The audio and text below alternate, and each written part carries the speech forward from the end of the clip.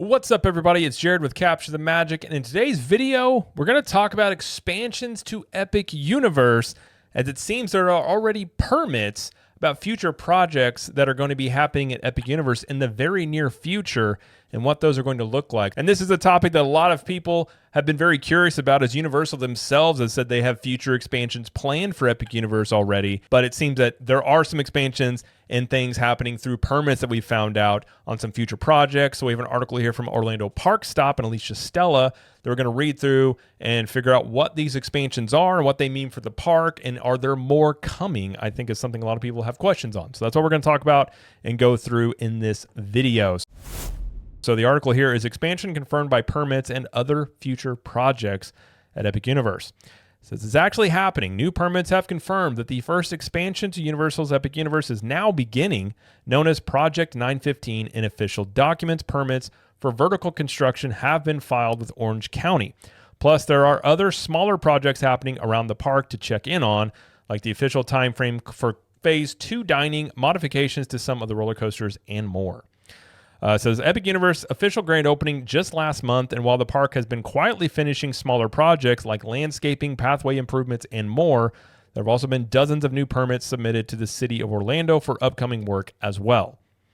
For the past few weeks, there have been around a dozen or so notices of commencement for new signage at Epic Universe, and countless that simply list the vague professional services as the type of work to be done. But it's a couple of new permits for an entirely new project number that may be the most interesting.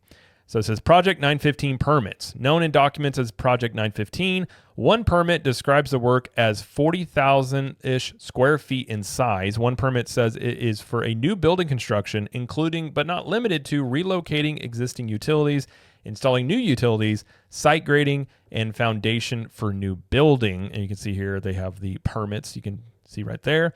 A second permit simply lists the work as Project 915 vertical construction.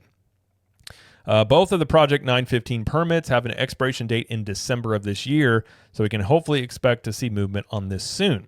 The leading theory for the project of 915 is the expansion pad located between Super Nintendo World and the park's entry area. The square footage listed in permits seems to line up with this space, which is seen below in a recent aerial photo by Reconstruct as a cleared plot of land backstage with a connection to Celestial Park. So right here, you have Celestial Park, and then you have Super Nintendo World right here. So this area right next to it is, the proposed or assumed expansion area. From inside the park, what appears to be a temporary wall with a backstage gate can be seen blocking the view of this expansion pad. It can be spotted directly across the pathway from the Atlantic full-service restaurant location, and this would be what you're looking at right here, and I have walked by that a few times. The plot of land was originally rumored to be home to a future parade building years ago, but newer permit drawings now show a future parade building coming to the back of the park behind Dark Universe. Newer rumors for this expansion area are for some sort of multi-purpose soundstage or theater structure to be built, which would add a new event venue to Celestial Park. However, these may just be guesses based on older rumors, and we won't be certain until more permit documents are filed. With a little over 40,000 square feet to work with, they have enough room to build any of the existing sound stages at Universal Studios Florida with plenty of room to spare. One of the two Project 915 permits lists the project as 30,337 square feet, so maybe that will be the actual building's footprint, leaving 40,000 as the measurement for the entire work site, potentially. So far, the only visible change to the site in the last couple of weeks appears to be the removal of portable offices that were originally located at the back of this plot of land. And you can see in this photo right here, that's where those were, and now they are gone. And a lot more clearing there has definitely happened. So it seems something for sure is happening there, undoubtedly. With permits for vertical construction already starting to post, it may not be long until we see movement on Project 915 and hopefully get some more answers as well. Well, and I think it comes down to as well, like Epic Universe is open, but it's still not done. I mean, they're still working on, there's a new restaurant that's not going to open until, I think, 2026. Was that going to come online, as that restaurant wasn't started being built till much later in the construction. And so it was assumed it was not going to open with the park. And they're still doing finishing touches, as I've kind of felt all along. If you looked at Epic Universe during the previews and everything, the opening date was probably very likely something that was basically said from corporate is like, we're opening it on this date because obviously you have Memorial Day weekend and the kickoff to the summer, and they want this park to be open. But a lot of aspects of this park were not quite done. So there's just little things that are still being wrapped up, even though this park is open. And granted, theme parks are never done. I mean, you're always doing something at theme parks. But in terms of the major construction, most of that obviously was completed. It says phase 2 is dining, like we talked about before. There's a building that was built late in the process, and I think that's what this one is. One phase 2 project that we don't have answers on is for the 2 new combined dining locations on the other side of the front of the park. Known in permits as Project 914, there are now signs on all the doors for this new restaurant. The sign says a galaxy of flavors and culinary delights are coming in 2026. The permits for the interior work for this upcoming dining location were posted this week. They describe a full build out for the restaurants inside, including incorporating interior partitions and doors, themed finishes, and ceiling systems, custom furniture, and millwork, kitchen and food service equipment and utilities. The permits also describe possible minor structural modifications to the building's existing shell. Team members working at Epic Universe have confirmed that they believe it will feature 2 separate sides, one for an Italian eatery and the other for Mexican food, but that could change as we get closer to an official announcement. I mean, I always like Italian and Mexican food, so I'm on board with both of those. And then there is Project 375 modifications. With Project 914 wrapping up and Project 915 about to begin, the only other active new project for Epic Universe has been Project 375. The smaller project has been reported to be modifications to some of the seats on 2 of the park's roller coasters. Hiccups Wing Gliders and Stardust Racers have received new modified seating which can accommodate guests with larger dimensions. The new Wing Glider seats have already been installed in the last row of the trains, offering a wider, more accommodating seats. And Dragon Racers Rally also received a modified seat on one of its 2 spinners as well. I would say that's probably directly due to feedback they got from previews and when the park first opened of just needing more of these. As you know, Universal has been criticized in the past for not being, I guess you could just say, larger guest friendly. But with like Monsters Unchained, they have a couple of seats on those that are much more accommodating, much more room. And I think they're making much more of an effort to accommodate people who are a little bit bigger to be able to ride these attractions. And seems like they made some of these changes, after the previews, which I do like that they're willing to go in and make these changes as they see fit on things. So I think that's a good thing to see that type of reaction to those things. Stardust Racers is expected to see modified seating installed on row 6 of its trains, and these photos even show a delivery from Mack Rides featuring the Project 375 number on them. And if you don't know, Mack Rides are the ones that made Stardust Racers, so they're the ones that would be sending the seats there. And then we have fireworks and drones, which I know a lot of people are curious about. There have been some other elements of Epic Universe that had expected to see, but the company says are still in development. One, of course, is fireworks. In an interview with the Orlando Weekly, the senior manager show direction at Epic Universe, Anitra Pritchard, says they're still looking into fireworks and still working on it. And I had another video talking about this, but they did say essentially they're working on that show. And the big rumor out there is a much larger fireworks show coming with potentially, when they introduce that, later park hours as well. But again, that is just a rumor, but that is something that I've heard quite a bit about. It says, as we've seen the aerial photos from BioReconstruct, only temporary launch sites have been set up for the few occasions that fireworks were set off at Epic Universe, including the large demonstration for media the night before the grand opening. A permanent launch site may still need to be constructed within the pond itself behind Universal Helios Grand Hotel before we see regular fireworks along with the nightly fountain show. Looking at a photo of the future launch site from just a couple of days ago, seen below, we can see pipes sticking out of the ground. It's possible that initial utility work has already begun on a permanent launch pad. That would make a lot of sense. I mean, from what I've heard, again, they are working on this. It makes sense that they're kind of doing that. Another long-touted element of the park that was not ready for opening day are the flying dragon drones. Universal Creative is still fine-tuning the dragon drones. This, according to an interview in the Orange County Register last month, where they said that they are right at the threshold of being able to release it and that it'll really add to the skyline. And then here is a clip from Adventuring with Annie showing some of these dragon drones during some testing that was caught. And those do look very cool. Now, they have also said in that article that these were just prototypes and that the dragon drones they're working on are going to be much more, I guess you could say, complex. Or much more lifelike maybe, but I don't think they're going to look just like these. But I do think flying dragons in the Isle of Berk will be a great thing to see once they get those done. So I am very hopeful to see that sometime soon. So for some, I think they're going to be disappointed that the expansion permits as of now are for like a sound stage or some sort of entertainment offering. I think this is probably directly due to a lot of the, I'm not going to say issues, concerns about the crowd levels and management of like wait times and things in this park, as we have seen very high wait times and this park is not even at full capacity yet. So they could move very quickly on this, as obviously Universal wants to, have the most capacity they can in this park. That my assumption and what I'm thinking is somewhere, 40,000-ish guests that the park could handle, maybe higher. But as of now, I mean, we haven't even seen, maybe, I think we're around, I don't know if we hit 20,000 quite yet in terms of its capacity. Maybe it is there now, but they're obviously like wanting to have more things for people to do, and some of those would the easier things you could do are entertainment offerings.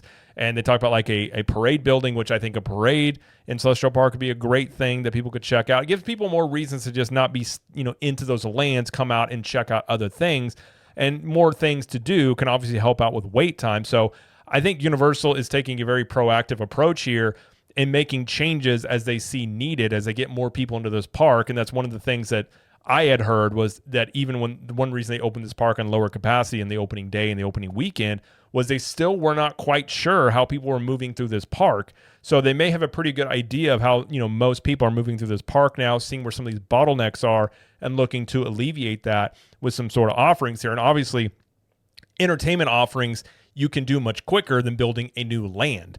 And I think that would be the thing that they would be doing here, is adding some sort of entertainment offering that can absorb some crowds and having, probably more things to do in Celestial Park would be my guess. As to when we've been there, Celestial Park has had a lot of things going on. They've been testing and doing different things entertainment-wise in that area. Now, there was a lot of promises of like storytellers and things that so far I haven't seen personally, that haven't panned out. So maybe they're looking to rework that. But I do think having more entertainment offerings is a quicker fix, more things for people to do than just wait in line for these rides that could help with the wait times of the ride. So it's not a Super Nintendo World expansion, as I think a lot of people, myself, have been hoping for. I still think that's going to come. But I've kind of felt all along, we already know about Rip Ride Rockit going away, and Universal themselves has said they have many things planned for Universal Studios and Islands of Adventure. And I think those parks, probably more specifically the studio side in particular, is going to get some more things coming to it, maybe before they add things to Epic Universe. They could do it all at the same time. All I know is I think Universal is going to be very aggressive this next decade.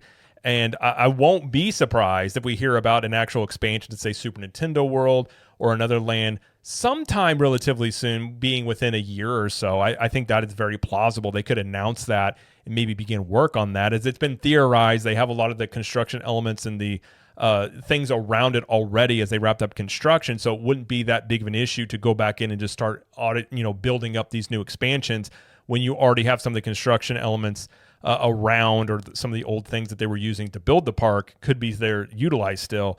And obviously to alleviate some of the wait time issues of this park, that's something that could happen. But as of right now, that's obviously nothing that has been filed in permits.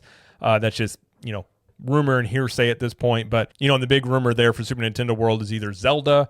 There's lots of Zelda Easter eggs in Epic Universe, or it also could be Luigi's Mansion. There's been a long rumor that could be coming to Super Nintendo World.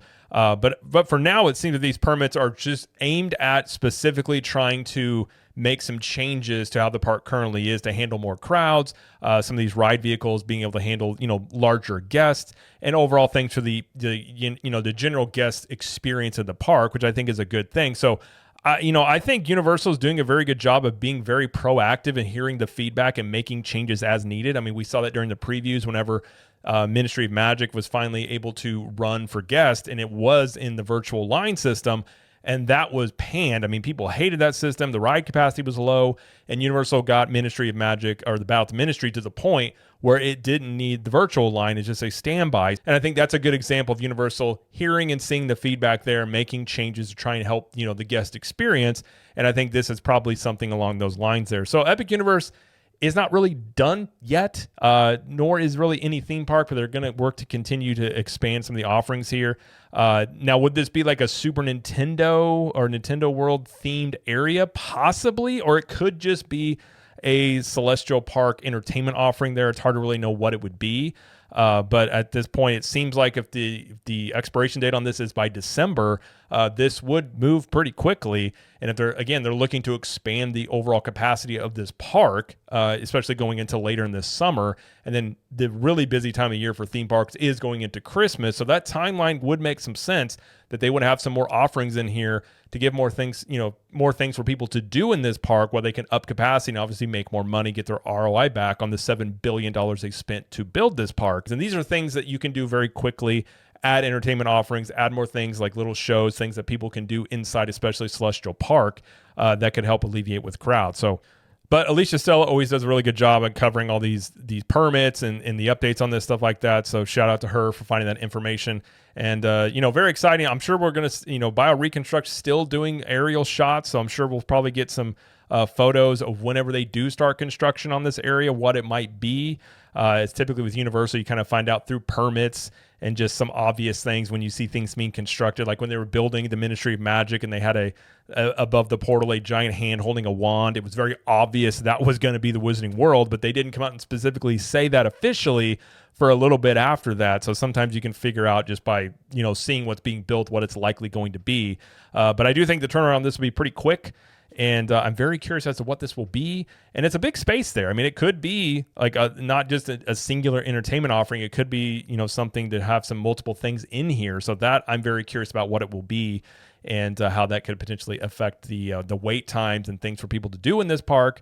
As I do think as they increase the crowds that are coming in and the overall park capacity, that is obviously something they want to try and alleviate, which is nobody wants to wait in line for hours for all these attractions. Is trying to find a happy medium with the overall wait times and the guest flow of this park, I think is what their aim is here with this. And we'll likely see more things coming to Epic Universe and Universal Studios. So it's a very exciting time that Universal is really looking, again, I think, to be very aggressive in this next decade.